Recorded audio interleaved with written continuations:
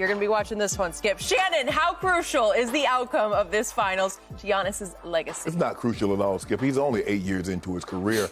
I think what has transpired, Skip, is because Magic Johnson won his first year, Bird won in his second year, Kareem won in his second year. I think we do these superstars today a great disservice because we expect things from them that we've never expected of our previous superstars. We let them mature. We let guys like Michael Jordan. It took 7 years. Nobody said, man, come on, Michael's bomb. He got to win this. They didn't do that to him. They didn't do what they do to Giannis, what they do to Bird. When Bird lost finals, no one said Bird choked. When Magic lost finals, no one said that he had that bad moment in '84. But nobody said that when he lost to the Pistons or he lost to the Celtics, normally said that Magic choked. Come on. Giannis is 8 years into his career. Skip, he has an opportunity to do something that only Michael Jordan can say. He's a multiple-time league MVP. He's a defensive player of the year. And if he were to win a title, he and Michael Jordan, it's about to be the 75th anniversary of the NBA. They're the only ones. Now, they didn't have defensive player of the year, Skip, when Russell was playing, because obviously he would have been that. But I'm just saying, in the modern era, he's one of the only few guys that can say that. He, Hakeem, and Jordan will be able to say, we won regular season MVPs, and we have Defensive Player of the Year, and we have titles. Skip, that's a very short list. So this is not going to harm his legacy. If he was in year 18, Skip, think about it. It took Chris Paul 16 years to get to this moment. Giannis is here in year 8. So for me, I don't think it's going to harm his legacy. Obviously, this is what we do now. Oh, man, he ain't going to. No, I don't believe it harms his legacy. Sure, he'd love to win it. But I think we do these superstars a great disservice because we add pressure to them that we never placed on Magic. We never placed on Bird. And I think because they won it so quick, we like, okay, everybody should be able to do that. But, Skip, you know this. Having covered this game, it takes guys sometimes a long time to finally get over the mountaintop. And when they do, normally, hey, maybe the floodgates open. Maybe he gets, even if he doesn't win it this year, who's to say he doesn't get back and win multiples? So I don't think this harms his legacy at all. So, to start with, I am deeply offended that you actually put Giannis in the same sentence and breath with Michael Jeffrey Jordan, who obviously had no long history of playoff flameouts the way Giannis has. He's had one after another over his 8 years. And 8 years to me is a lot of career, a long time. But if he wins the title, he and Michael, he's going to be in the same room with Michael. Are you predicting he's going to win the title? No, I'm not saying this year, Skip. I'm just, Skip, his career won't be over after this year, will it? I got that, but when is his career ever going to start? When is he going to start living up to 2 MVPs, back-to-back MVPs, perennial all-star since his second year in the league? At some point, you got to show me something, and it has to start right here, right now, because you and Chris Broussard and others on this show continue to tell me, oh, you're out of your mind to think that the Bucks are a little better as a playoff efficient basketball team without Giannis. And now everybody's saying Giannis actually came out of this game 100%. That he was, in fact, Malika Andrews, who's covered that team for 3 years on ESPN, is saying that she's never seen him so positive after a loss as he was after Game 1 loss because he was ecstatic over how healthy he felt. Right. So I'm going to say he's going to be close to 100% tonight. Right. And Shannon Sharpe, basketball guru that you are, you told me, how could he have only shot 11 times? He was too tentative. He didn't trust his knee enough. And you said he has to shoot it at least 20 times, if not 25 times tonight. And he will. Okay, so if he does, now it's all about Giannis. It is all on him. The responsibility, the onus, and the spotlight fall onto the shoulders, and justifiably so, of Giannis. He is the best player on the floor. That's what his resume would tell you. He's the best player, right? Yes. 2-time back-to-back MVPs. Correct. Devin Booker won an MVP. I think he will at some point in his career, but he hasn't yet. Right. Has Chris won an MVP? No. He's not that kind of player, although this was ironically the 1 year people actually made a case Chris should have been the MVP, right? Or at least in the discussion. I think he finished second or third 1 year to Tim Duncan. Okay. A couple years. So the point is that I just need him to show me. I'm going to dig in, and I'm going to say it again. If he's that guy you keep saying he is, that others keep saying he is, then he actually should start taking over this series, because I just recently watched my Clippers with no Kawhi win a crucial Game 5, a potential closeout Game 5 on that floor at Phoenix. It's highly doable. They did it without their best player by far. Let me ask you a question. Let's just say, for the sake of argument, Giannis goes and gives you 40 and 15 and they lose. What are you going to say? Are you going to say he didn't close? He didn't finish? Okay, well, do you know his playoff record? Because you brought it up a lot of times. Yeah. Like you speak out of both sides of mouth, because a lot of shows you're saying, this is disgraceful what he's done in his playoff record. But all I'm asking, if he does, because the thing that we never did against Michael, as long as Michael played well, we didn't hold playoff losses against him. But we do against everybody else. Everybody else, that no matter how well they play, we hold that against them. Okay. So I'm asking you, what is the caliber? What is the degree of difficulty? What team are they playing for the championship? Well, they're playing a Phoenix who was blessed all the way along, because LeBron, you told me, was just a shell of himself on his bad ankle, right? Yeah. AD got hurt in that series and was down and tried to come back and ended up out, right? And then what happened against Denver? There was no Jamal Murray. Okay. Okay, so they're not what they used to be without Jamal. But I don't think. And then the Clippers have no Kawhi Leonard, and Marcus Morris has a bum knee for a couple of games. Well, okay, so was this Phoenix team not lucky to get here? Was it not a little bit blessed along the trail? Yeah, but so was Milwaukee, because they didn't get the Nets at full strength either. Okay. But here's the thing, Skip. I look at these teams as evenly matched, because I don't look at either of them as a super team. So it's not like one is like a guy that had a huge advantage over the other. We agree that Giannis is the best player on the court. But you can make a case the next two best players might be Book and CP3. Okay, you can certainly make that case. But usually in basketball, one man can dominate a series. Yes. So it comes down to how good is he? Because I've been saying this is not a first guess. I'm sorry, not a second guess. It was a first guess, because I have been saying this for probably 3 years on this show. Show me Giannis, because I don't see it. I see freakish ability, but it's flawed ability, because he's obviously long, he's athletic, and he can jump out of the gym. Right. It's a great combination. Right. Can he shoot a lick? I don't think so. So at the highest level of playoffs, when you have more time to strategize and you have more manpower and firepower to strategize with, teams just regularly take him out of the action. Yes. Where they can wall him off and shut him down and force him to shoot mid-range jump shots, which he has none of. Well, he kind of takes himself out of it, because if he develops a jump shot, you couldn't do that. Okay. So is there not Consistent jump shot, I might add. Is there not some Ben Simmons going on here? You have been really hard on Ben Simmons. Yeah. Why aren't you as hard on Giannis? Because they're similar in their approach to the game, because they have to dominate at the rim or they don't dominate at all. Because my thing is with Giannis is not afraid for you to see him naked. And what I mean by that, he's not agree afraid with that. I know exactly what you mean. And if he airballs, I'm going to come down and shoot another one. It doesn't seem to bother him It doesn't bother him. Ben Simmons is petrified of shooting the ball outside of him. Well, at least we saw him that way only this year for 2 series. A little bit of one and then the full one against Atlanta when the Demons got a hold of him, and then he just said, I shut down. I don't even want to go try to do that. Giannis seems to have no like false pride about it or anything. No, he just goes to the line and says, yeah. And yet, if you can't shoot, it's hard to win a championship if you're by far the best player on your team. Yes, okay? yes. So what I see missing in Giannis is, I don't see, speaking of Jordan, any Jordan-esque intangibles. I don't see contagious. I don't see rub-off. I don't see alpha. I don't see killer will. I don't see takeover gene, where he just refuses to lose. Like, give me the ball and get out of my way, or I'm going to figure out how to utilize my teammates, and you're not going to beat us tonight.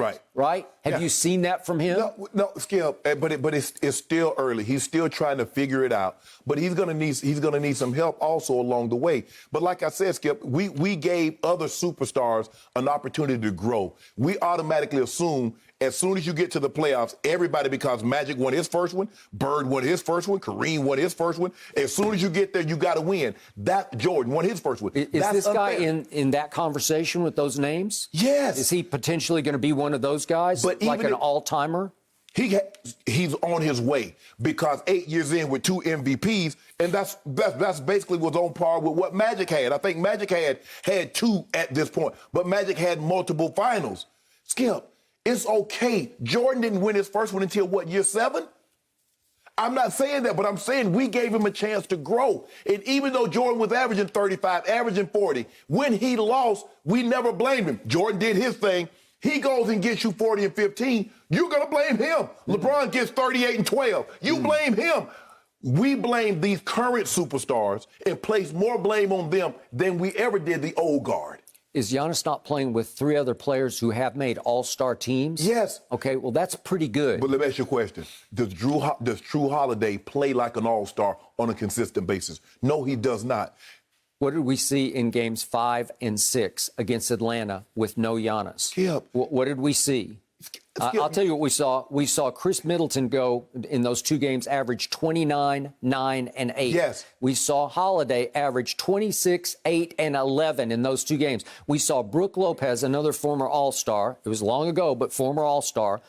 Averaged 23 and 4 blocks a game in those 2 games. But I also saw Chris Middleton against the Nets in the games 1 and 2 shoot 6 of 35. I also, or 12 of 50. I also saw him against Atlanta in the first 2 games have 15 points. And in the first game, he shot 6 of 23. So I see what you did is that you took the 2 games that he played really well. Without Giannis. Without Giannis. And we also saw 2 breakout performances on the road because he's always been home all-star, road disaster. Right. But we saw a quarter in game 3, a fourth quarter in which he scored 20 points. Yes. And then in game 6, we saw a third quarter in which he scored 23 points. Right. Well, okay, so he's showing you I'm ready to break out. Is Giannis ready to break out? Yeah.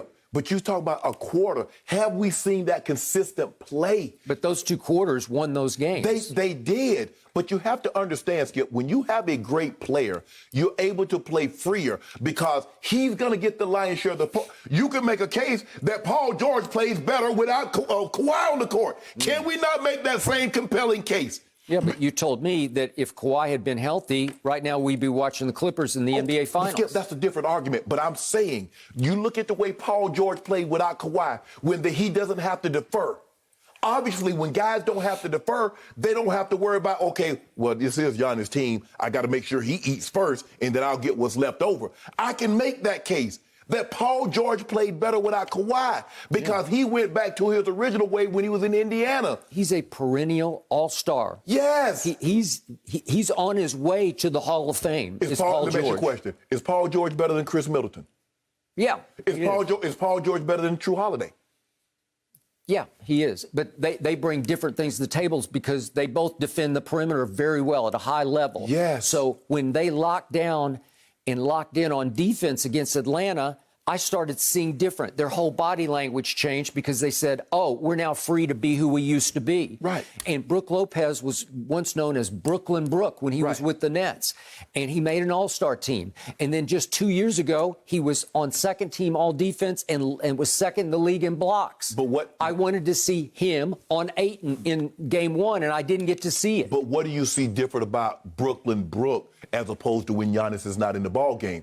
His buddies on the block, Skip, they don't park 2 jumbo jets in the same terminal next to each other because they can't occupy the same space. So when Giannis is out, guess who gets to go down on the block? Lopez. Okay. When Giannis is in, because Giannis can't hang around at the 3 and shoot threes. He's terrible. Okay, when Giannis is in, guess who guards Ayton? Giannis does. The whole game the other night, he played 35 minutes, which off that bum knee, that was a lot of minutes to play, and he looked pretty good doing it. So you think Brook Lopez? Absolutely, I do. He's just a more wily, savvy, big-bodied defender. Slow.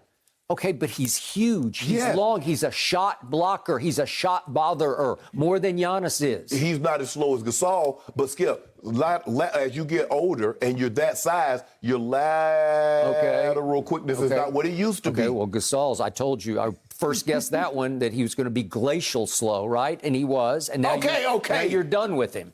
Okay, so I told you, I made a bet with you that Brook Lopez would be able to hold DeAndre Ayton under 20 and 15, 20 points and 15 rebounds. I think he'd have got with Brook Lopez, he probably got 25 and 20. Well, I wish we could find out, but we're not going to get to find out because Giannis is going to guard Ayton. That's a problem because Brook Lopez is going to drift out and guard Mikal Bridges or something. and on offense, you're going to see Brook Lopez is going to be out at the three-point line saying, I'm over here if you guys remember, and I can make 3 out of 5, which he did, yes. 3 out of 5 threes in game 1. But he liable to jack up 8 of them tonight and make 2 of 8. Okay, but he was liable in game 1 to score 17 points through 3 quarters. Giannis had 13 points through 3 quarters, and guess what happened in the 4th? Coach Bud said, I guess I have no choice. I got to put all my eggs in one basket, and it's Giannis's basket, and he played the whole 4th quarter, and Brook Lopez played 0 minutes in the 4th quarter. Even though Brook Lopez played less than 23 minutes, but of all the players that touched the court, he had the worst plus-minus. Well, you know why? Because Chris Paul went off in the 3rd quarter and just shot him out of the gym, so he was on the floor for that. And guess was he guarding Chris Paul? Yeah, a lot of them was in the pick and roll, and he pulled up in Lopez's face. So, yes. Okay. But you told me he was on second team on defense. Well, I told you I need him down low on Ayton. He would bother Ayton. I'm not going to say he'd stop him. Nothing. Yes, he would. He would have held him to 12 and 12. Now, you're crazy. Stop I'm that. not crazy. I am not crazy, and I'm not crazy to say this team plays more efficient playoff basketball without Giannis. And we're about to find out, which is why his legacy is on the line. If you've been in this league for 8 years and you won 2 MVPs, your legacy is on the line in your first finals, because I look at what has transpired before your first finals, and I'm just going to quickly hit the lowlights, can I? Because his first year in the league, 2015, they lost to the Bulls in 6 in the playoffs. They made the playoffs, but they lost those 4 games by an average of 21 points a game. That's just wrong. Missed the playoffs in 2016. 2017, he makes the All-Star team. They lost to the Raptors in 6. The 4 losses by an average of 11 a game. So they're losing badly each game. Okay. All-Star 2018, they lose to the Celtics in 7. They lose the 4 games by an average of 10 points a game. So when they lose, they just lose solidly, convincingly.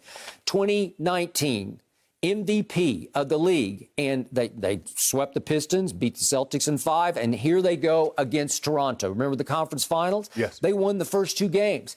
And usually if you win the first 2 games and you've got that guy, the MVP, he's going to refuse to lose from that point on, because you would love your chances, wouldn't you? They lost 4 straight games because he disappeared in those 4 straight games by an average of 9 points a loss. And again, he had shot 58% from the floor during the regular season, MVP. Right. Shot 44% in those 4 games. In the regular season, he'd shot 73% from the free throw line. That's LeBron-esque, which is not very good, but it's good for him. It's great for him. Right. He shot 47% from the free throw line in those 4 losses. And then we get to the MVP, and he's the bubble. We get to the bubble, and he's the MVP again. And what happens? They lose 3 straight games to Miami and dig a hole that was too deep to climb out of, because then he got hurt. But in those 3 games, once again, he plummeted only 45% shooting from the floor and only 54% free throw shooting. It's all about him. They obviously go as he goes. You keep telling me he is the Greek freak. And I say, well, he's freakish, but is he Jordan-esque? Does he have the intangibles? You can be a great player without being one of the 2 or 3 best players. See, that's what you got to stop. You can't just say, oh, he's not Magic. Okay, but who is? He's not Bird. Okay, but who is? You're talking about... You just went to the top of the list. But that's what I'm saying. That's what you do. No, I'm not doing that. I'm just saying... So in other words, if you're not Michael Jordan, you're not a great basketball player. Well, he's a 2-time MVP. Okay. So in this era, at this time, against this opponent, I have to expect a lot more than you're expecting from him. Are you just going to forgive and forget all this? No, Skip, but I'm saying... So LeBron had won 2 MVPs. He lost 2 finals. And everybody said that's his legacy. Okay, then all of a sudden, he win 2 more MVPs. He win 4 more. He win 4 finals with 4 finals MVP. Okay. Well, they were the favorite, though. I mean, he joined D. Wade and Chris Bosh and Pat Riley. He was not the favorite against OKC. He was not the favorite against Miami. He was the favorite against Dallas. Which he was with Miami. You mean When he was with Miami. Yeah. He wasn't the favorite against OKC. I think they were a slight underdog in that series, and they What did about get blown off the floor. what about they your won Spurs? 4 straight games. What about your Spurs? They were favored in that series. No, your guys were favored. Which series? 2013? All of them. Wrong. All of them. No, you guys were favored. No, we ain't favored. Yep. But we highly favored now. Are you? We blessed and To do highly what? favored. Well, highly not favored Giannis is now overall in the playoffs 32-27. That's your 2-time MVP. But he's over 500, so that ain't bad. 27. Really? So what would you prefer him to be? 50-6? No, I Is just he like Bill to see him Russell? back it up. I just want to see it. I've told you from the start, I just don't trust him. I don't believe in him. I doubt him in these biggest moments. If you don't mind me asking, in Jordan's first 6 years, what was his playoff record? I don't know. I haven't Was he added it 30 up. games over 500? Yeah, all I know is he lost one game at Boston, and Larry Bird said that was God disguised as Michael Jordan. Anybody ever say that about Giannis? That was God disguised as Giannis. That's my point. As long as Jordan played well, he was without fault. Today's NBA players, if Kevin Durant scores 50 and they lose, KD didn't do enough. LeBron scores 40, triple-double, he loses, he didn't do enough. Jordan scores 60, they lose. And Jordan teammates was terrible. That's the point I'm trying to make. Is this Phoenix team better than Larry Bird's Boston Celtics? No. Okay. Is it better than Isaiah's Bad Boy Pistons? No. Okay. Well, those are the teams that Michael kept running. But up if he the against. GOAT, he got to beat those. That's what you tell me about these great players. You told me about LeBron. It doesn't matter how great his opponent is. If he the GOAT, what you said he is, he got to win those games. So if Michael was what you said he was, it doesn't matter he's going against the Bad Boy Pistons. It doesn't matter that he's going against Larry Bird and the Big Three Celtics. Yeah. That's what you say. I'm just using your logic. No. That's what you said. Well, once he broke through like nobody's ever broken through, and clearly proved he's the greatest player ever by far, and it's not even close.